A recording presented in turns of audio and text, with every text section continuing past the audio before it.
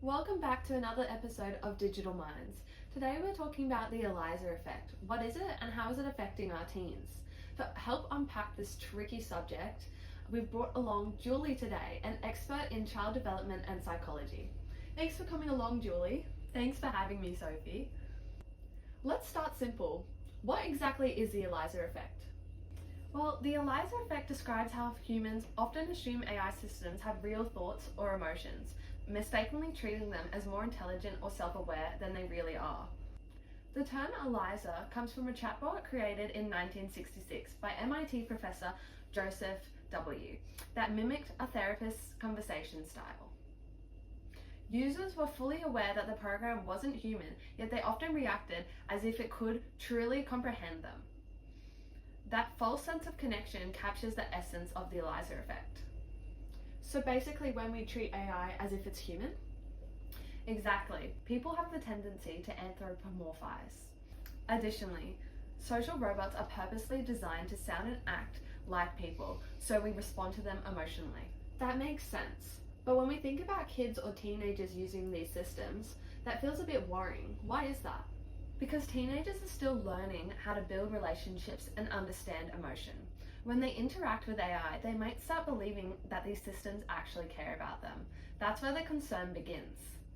Most teens are constantly online. About 95% use social media in some form.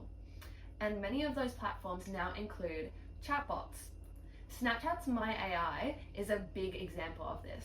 It's been used by more than 150 million users and is designed to talk just like a friend.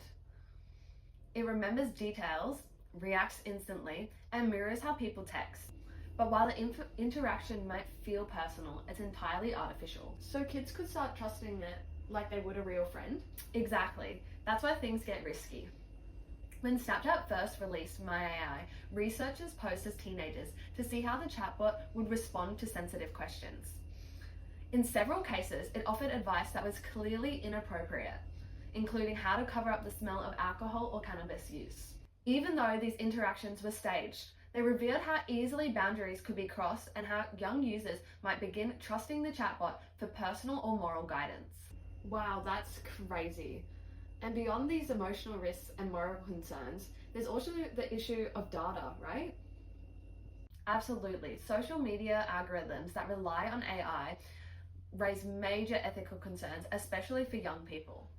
Everything they share, including private chats, becomes data that can be stored and analyzed. Additionally, researchers point out that the growing reliance on AI systems is concerning because of design biases that can influence how these technologies develop, often reinforcing social inequalities rather than reducing them. So how do we deal with all this? Should teens avoid using AI altogether?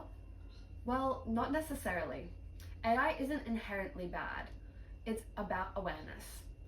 We need stronger digital literacy education that helps kids understand what AI is and what it isn't. It's crucial they recognize that when a chatbot cares, it's really just a code designed to keep them engaged. That's a powerful point. The ELIZA effect may make AI feel human, but it's still an algorithm, one that never truly listens and never really cares.